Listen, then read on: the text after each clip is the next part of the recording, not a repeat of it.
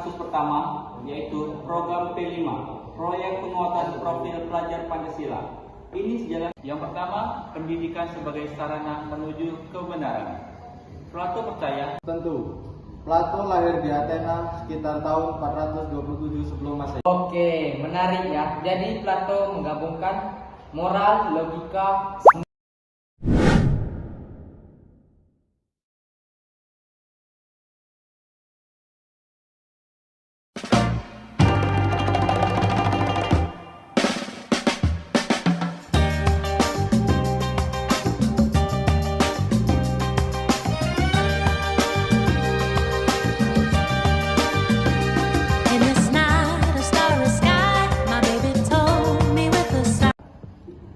Yo semuanya, selamat datang di podcast kami.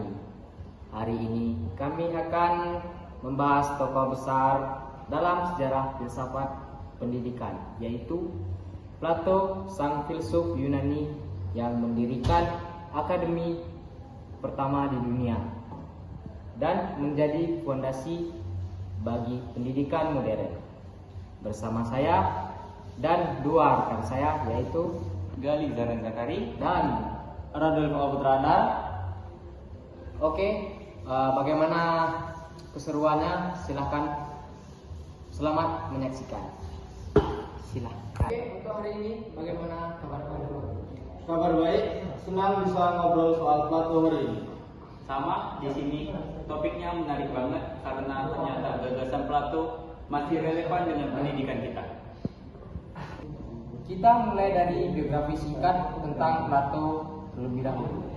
Arado, boleh jelaskan? Tentu, Plato lahir di Athena sekitar tahun 427 sebelum Masehi.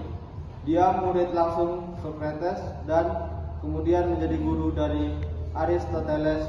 Jadi bisa dibilang 3 generasi filsuf besar ada dalam satu garis pendidikan. Plato mendirikan akademi yang dianggap sebagai lembaga pendidikan tinggi pertama di dunia barat. Di sekolah ini, ia mengajarkan filsafat, matematika, logika, dan teori politik dengan metode biologis. Plato sangat dipengaruhi kematian Socrates. Setelah gurunya dihukum mati oleh pemerintah Athena, Plato melihat bahwa pendidikan masyarakat harus dibangun di atas kebenaran dan kebijaksanaan, bukan sekedar opini. Karena itu, karya-karyanya sebagai Republik, Meno, dan Phaedo sangat syarat tentang pendidikan dan karakter manusia. Kita masuk ke inti. Apa sebenarnya konsep utama filsafat pendidikan Plato? Oke, ada beberapa konsep kunci yang akan dijelaskan oleh Gali. Yang pertama, pendidikan sebagai sarana menuju kebenaran. Plato percaya bahwa manusia pada dasarnya memiliki potensi kebenaran di dalam dirinya.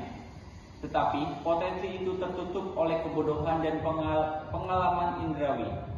Melalui pendidikan, jiwa manusia diangkat dari kegelapan menuju cahaya pengetahuan. Ini digambarkan melalui alegori dua. Yang kedua, tujuan pendidikan adalah membentuk manusia yang baik dan bijaksana. Di Republik, Plato menyatakan bahwa pendidikan bukan sekedar transfer ilmu, tetapi pembentukan moral, karakter, dan jiwa. Orang yang berpendidikan adalah yang mampu mengendalikan diri, bijaksana, dan adil. Yang ketiga, pendidikan harus berjenjang dan sesuai potensi. Pendidikan menurut Plato berlangsung bertahap.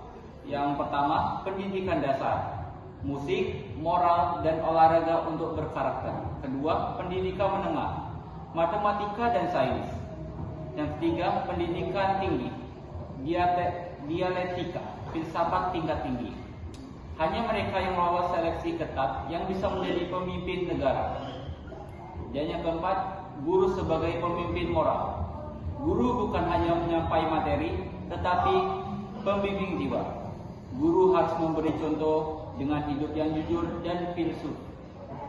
Yang kelima, pendidikan untuk keadilan sosial. Masyarakat yang baik dibangun dari pendidikan yang benar.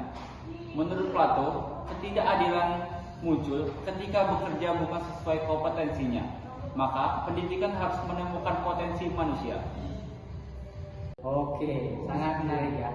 Jadi Plato menggabungkan moral, logika, seni, dan kepemimpinan dalam satu sistem pendidikan. Jadi ada sisi positif kuat, tetapi juga sisi otoritarian yang tidak cocok kalau diterapkan mentah-mentah.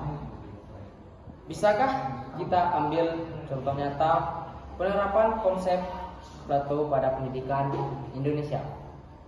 Ada beberapa poin relevan, di antaranya 1. Pendidikan sebagai pembentukan karakter relevan dengan profil pelajar Pancasila. Plato menekankan moralitas. Indonesia juga mengembangkan pendidikan karakter, misalnya jujur, kreatif, dan gotong royong. 2. Pentingnya guru yang kompeten dan bermoral. Plato ingin guru adalah jiwa yang tercerahkan. Ini mirip dengan tuntutan profesionalisme guru yang kini ditekankan oleh kurikulum merdeka. 3. Pendidikan berjenjang sesuai potensi. Plato percaya bakat anak-anak berbeda-beda.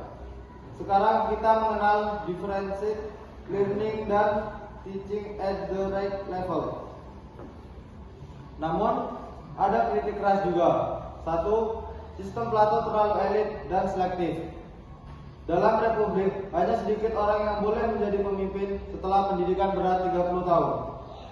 Ini bertentangan dengan prinsip pendidikan modern yang bersifat intensif. 2. Terlalu menekankan kontrol negara atas pendidikan. Plato membayangkan negara mengatur kurikulum secara penuh. Ini berbahaya karena bisa membatasi kebebasan belajar dan inovasi. 3. Tidak cocok dengan masyarakat demokratis. Model filosofi King memiliki risiko otoritarianisme.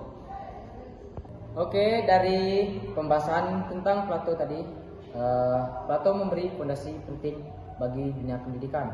Tetapi penerapan harus disesuaikan dengan nilai demokrasi dan keadilan di Indonesia. Terima kasih sudah mendengarkan atau menonton podcast kami kali ini. Semoga pembahasan tentang Plato memberikan wawasan baru tentang bagaimana kita memandang pendidikan. Sampai jumpa di episode berikutnya.